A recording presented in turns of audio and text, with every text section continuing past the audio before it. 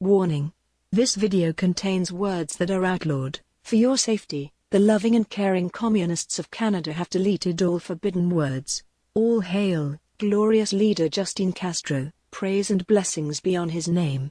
.org website. Folks, today is 3/14/24. Welcome back. Now listen, we got one of our favorites, Stefan Verstappen, rejoining the show, and looking forward to another great show. And today we want to be talking about fortifying the home. We're on the verge of a purge here, folks. We all got to go back and rewatch the Rambo series and how he was cooking up his home, especially Rambo 3, the latest one.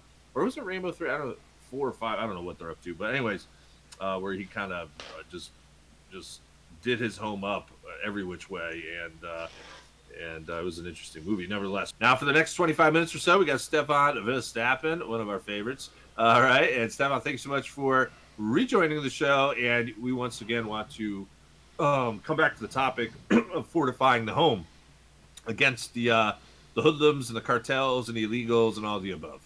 Yeah, thanks for having me back, Eric. It's always a pleasure. Yeah, I don't know. Did you see the news story about Haiti? Yeah, they're a mess. With cannibal street gangs? Mm-hmm. Yeah. And, well, guess where they're all coming?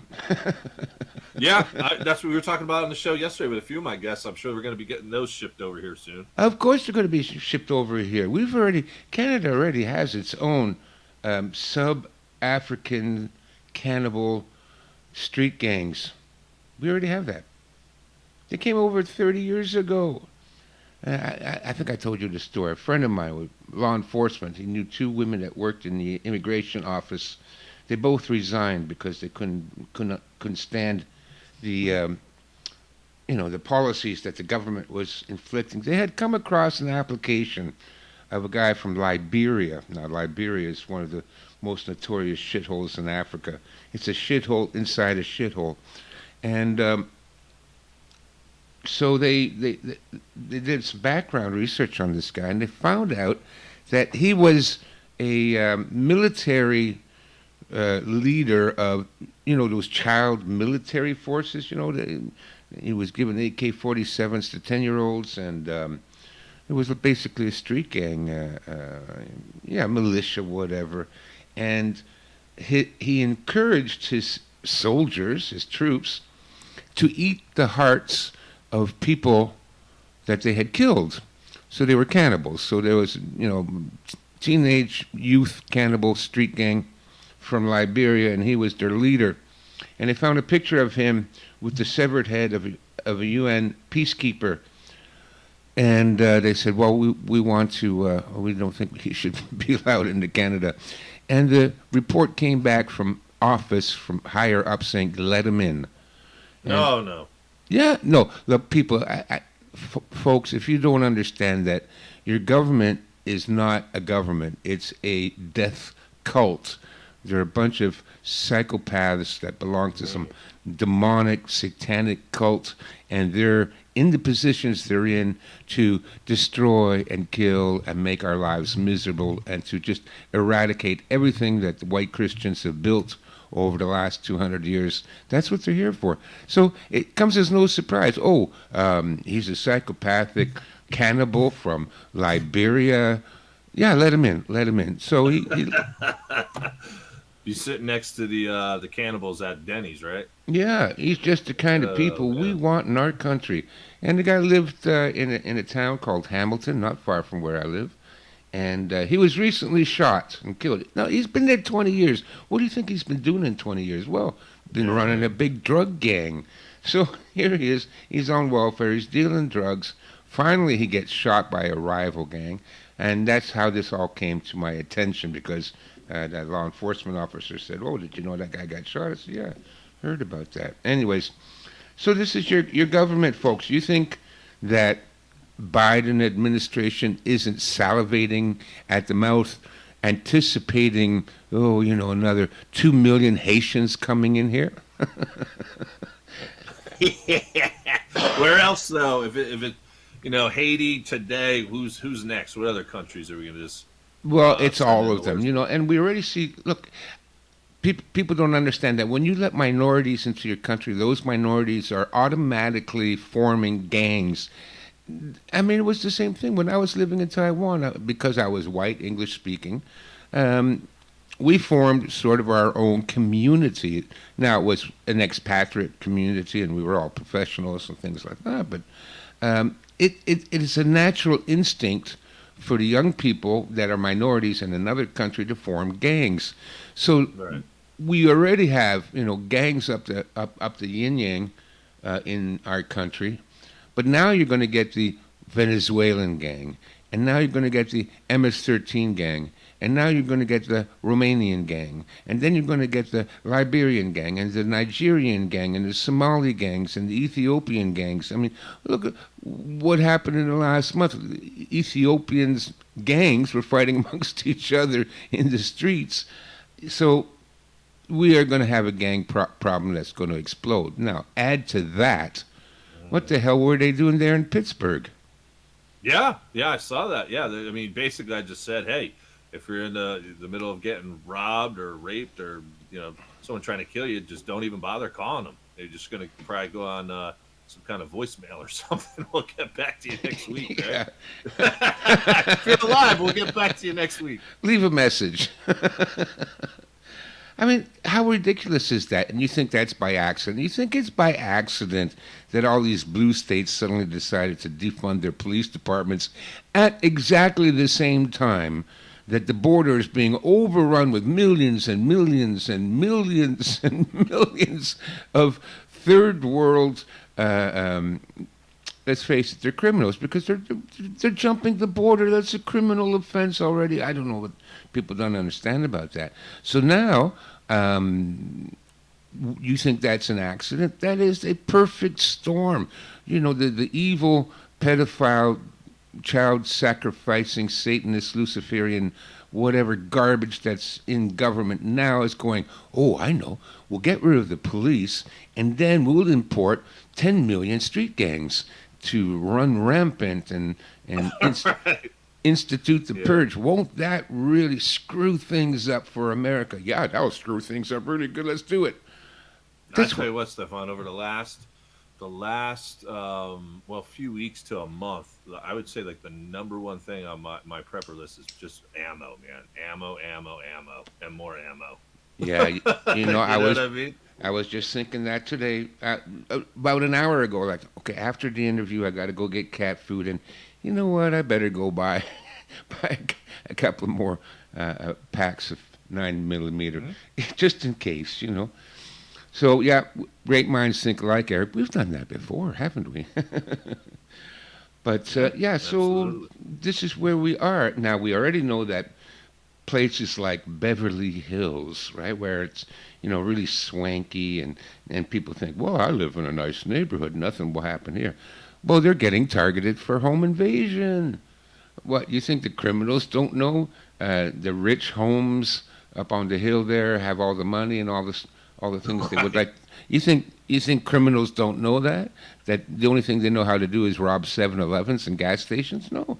They're going to come for you, and especially we know now that they have these organized criminals, like, especially some of the ones from Venezuela and Nicaragua and all that. They're organized, they plan it, and they target specific homes that they think are going to be an easy match.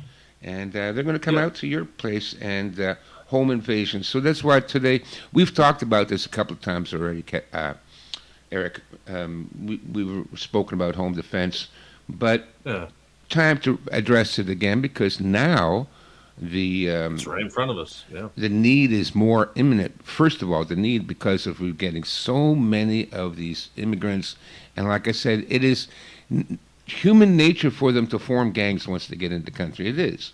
They're probably are already part of a gang in their home country, but once they're here, it's absolutely human nature. And so we're going to have increase in gangs. And I was just rereading the blog from Selco. Selco was a guy. You know him?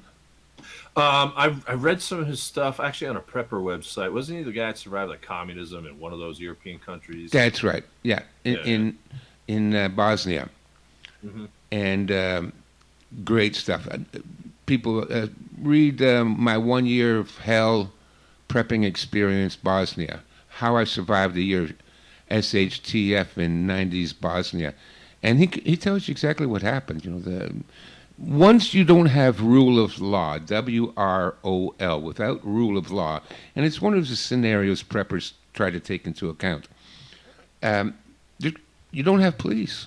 So the street gangs rule everything. He said that within a month of without rule of law, he said there were no police and no electricity, no fuel, no food distribution, and the hospitals were gutted. 80% of the people in the hospital didn't come into work. And wow. Yeah, and I didn't even think of that. yeah, well, because the gangs go in there. Well, there's no cops. Sure. There's no police, so you get 10 guys with guns go into a hospital. First of all, they steal all the medicine, and then they, steal all the equipment that they can sell, and then there's nothing left. So he said the only people that managed to get through that period of time, again, we've talked about this before, people that live by themselves, he said, didn't stand a chance. Doesn't matter how many guns you have. If you're by yourself, you don't stand a chance. He said he survived because he had a big family, 15 people in the family, and they all lived in one house and they all had guns. He said the only other people that survived were those that had community. They organized community patrols where they would have, 10 guys with firearms check the streets out in front of everybody's homes and keep an eye out, and they stood watch. So, what's the prepper tip for this month? Get your home secured. Let's start off. We've done this before, but doors and entrances. Yeah, I was about to say, that's if we could start from the outside in. Can I say a few things, Stefan, before you get to the doors? Just a few things because it's obviously going to be just like Catholics and Christians listening to this. I don't think we have too many like free floaters listening to this show behind the paywall. But for you guys to know and understand, you're not going to want to have your Catholic statues like out in front. Like all the identifiers, you want to be as neutral as possible. I'm sure Stefan's going to cover this, but like flags too, because I would have flags, like of Jesus or like of Christendom and stuff. Like, you can't be waving those flags around. You can't have your Blessed Virgin Mary statues in the front yard or whatever. Like anything that's going to identify you as someone that's really going to want to target you, make sure you don't have those things in sight. And then I know Stefan will probably get to this too as well, but you want to make your property look as run down as possible. Like with my grass and stuff, like I'm kind of getting the habit of just leaving it pretty crappy looking. You know what I mean? And just letting stuff grow on the sides of the house and stuff. I mean, you don't want to make it look like A, someone's in there, and B, you've got stuff in there, right? But I didn't mean to cut you off, Stefan. I just wanted to mention a few of those points to the Catholics listening because, you leave those identifiers out, and that's problem number one. Yeah, no, it's a good point. I didn't think about that. We have an Italian and a Portuguese neighborhood, and you drive through the neighborhood, and they have beautiful statues and what do you call that? Anyways, architecture and stuff. Like altars on the front yard, and statues and altars, beautiful. It's really nice, and it's all lit up at night and things like that. But no, it's a welcoming mat for criminals, so you might want to put that out of the way. Sure, starting with the outside. First thing is the gray man strategy for your house. Let your grass grow. Like I said, if it gets really bad, what I sometimes recommend, I have recommended, if it gets really bad, like they're just looting every house, right?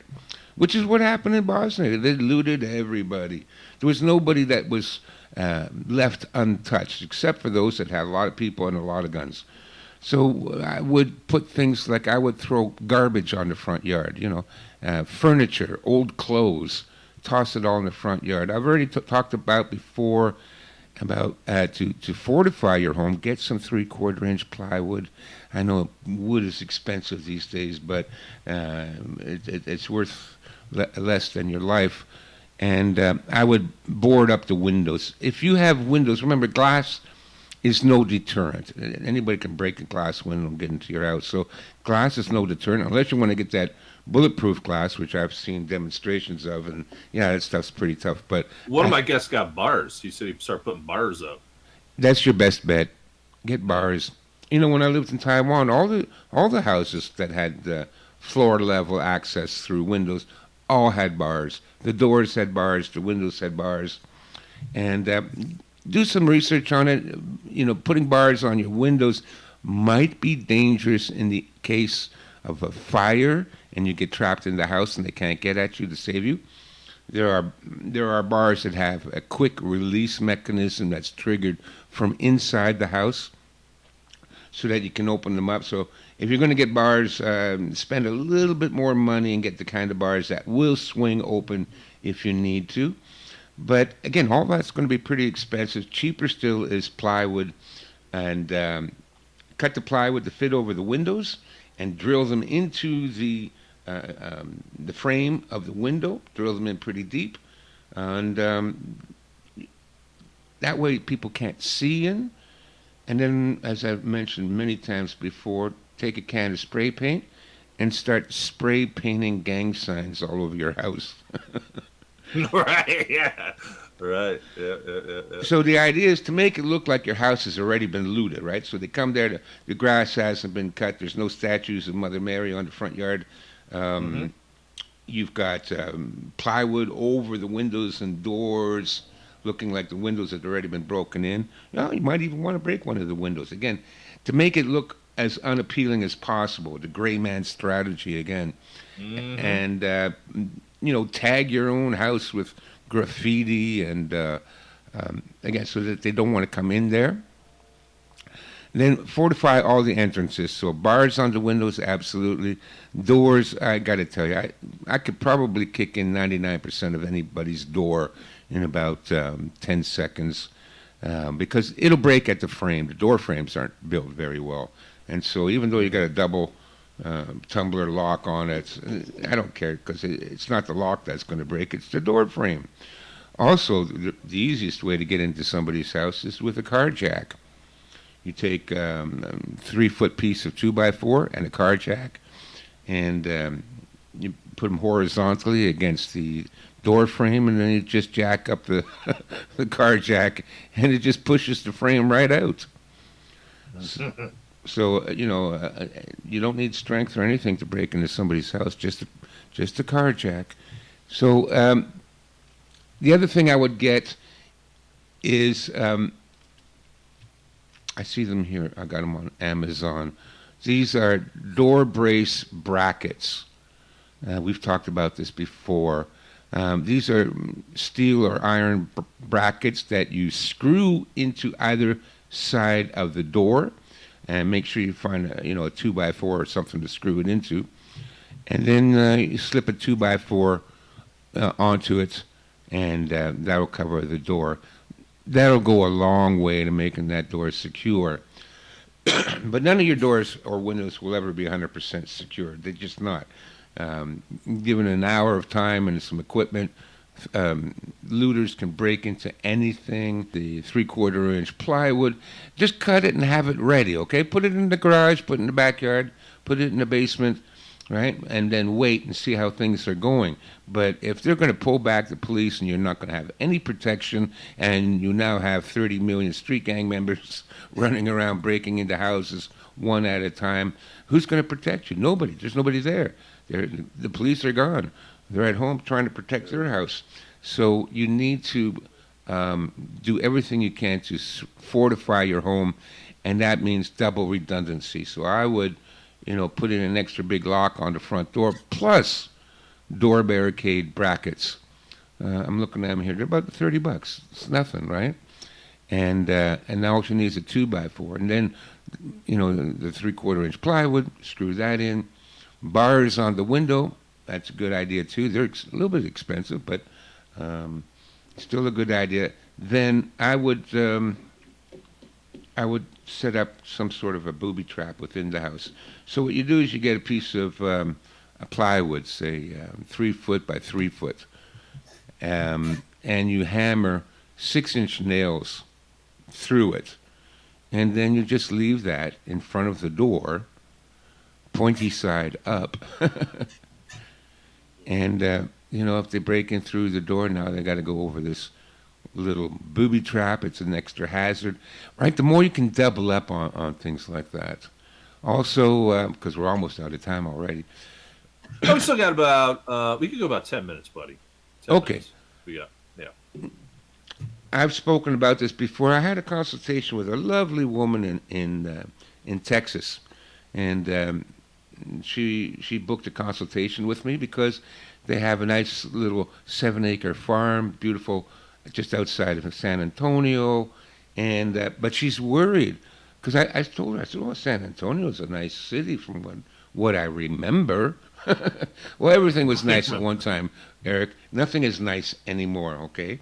And she said, "Yeah, it used to be a beautiful city. Now it's a dangerous shithole, just like every other blue state city these days." And so she booked me to talk about her options. She wants to move, and we went over everything. And I said, "You know what? After all is said and done, I don't think moving is the best option.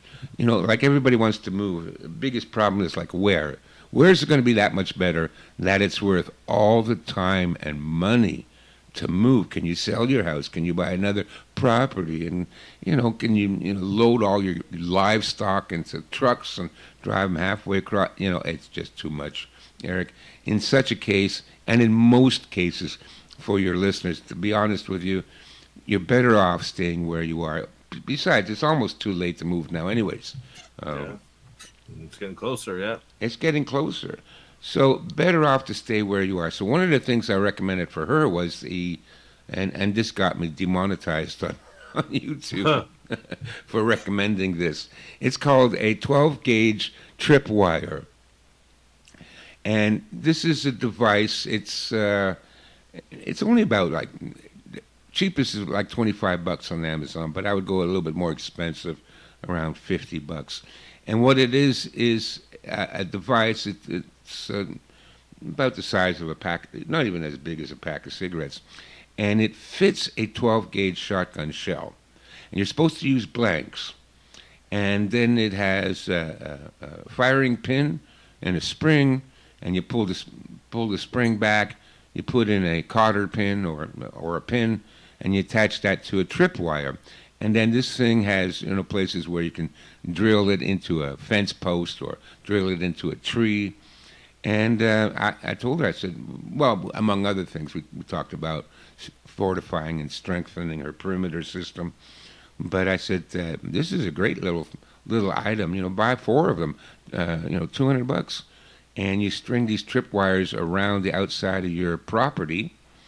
And what happens is when it gets tripped, that shotgun shell goes off.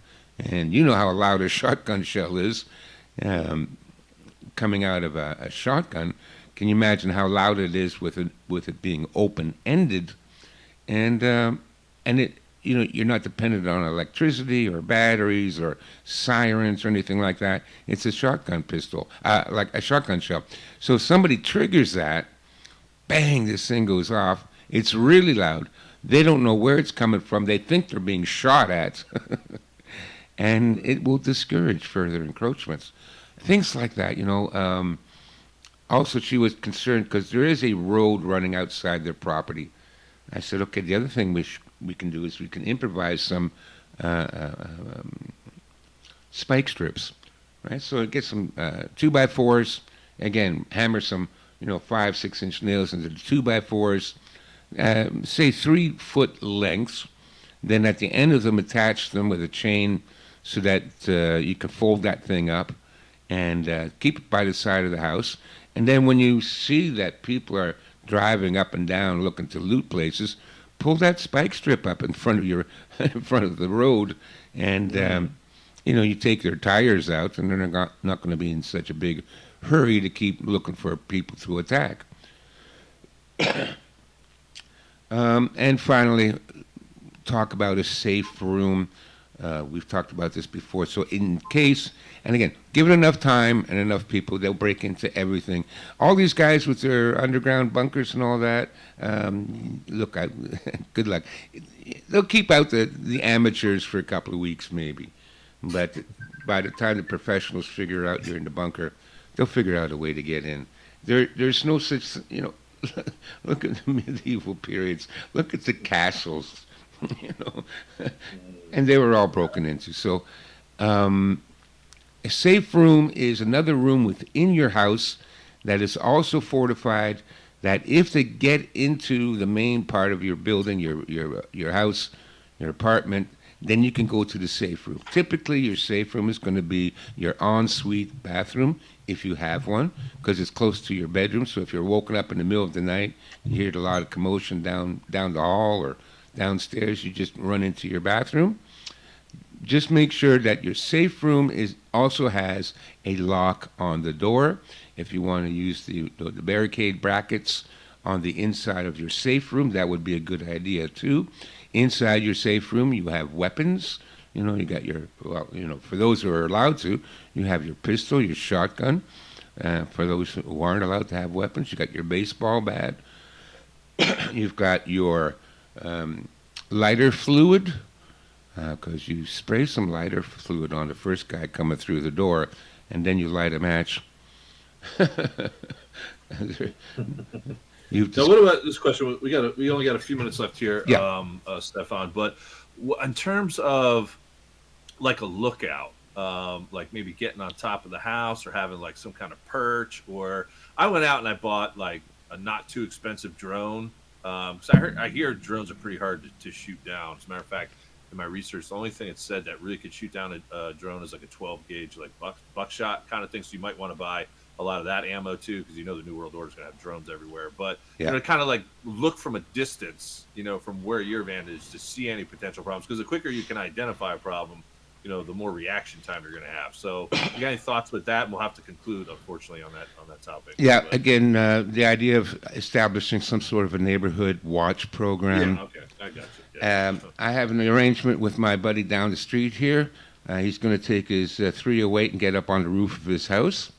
And I always carry binoculars. I have 3 sets of binoculars. Oh, yeah. I got those too. Yeah, good point. Forgot about those. So, and then with your neighborhood watch, and then if there's enough people in your house, just do an hourly glance out the window with the binoculars. If you have night vision scope or something like that, even better. And, organize a round of lookouts, either with your neighbors or with people in your house. Mm-hmm. Well, good stuff. Yeah, I didn't think about the binoculars. I got those too. All right, well, let's conclude there. Stefan, if you want to, maybe we can pick back up on this. If not, we'll move on to another subject next month, because there's always something to talk about. Always something. Before we let you go. Yeah. Okay, so folks, listen, book a consultation with me. I do 2 hours. I go over your situation. I Google map your house where you are. I look to see where the forests are and where the rivers and roads, and I get an idea of what your house looks like. And I help you design a plan to survive, and not just what equipment and things you need, but also if you have to bug out, should you bug out. And so she was very happy, because she was really depressed before she talked to me. Everybody's getting worried, right? What do I do? Where can I go? And so after a 2-hour talk with me, I show her all the things she can do, all the options she has, all the ways she can make her and her family safe. And she's like really buoyed now. She's positive. So book a consultation with me. Go to my website, chinastrategies.com, and and you'll feel a lot better after talking to me for 2 hours, because I keep it positive, Eric. I always keep it positive. Yeah. All right, buddy. Well, you take care. And listen, we got to get going here. Appreciate you all tuning in today. And we got Stefan coming back next month. So until next time, my good friends, stay safe and God bless. Good stuff. Warning, our neurosensors have detected subversive thoughts. We will now activate our 5G control towers and erase the last 42 minutes of your memory. Stand by.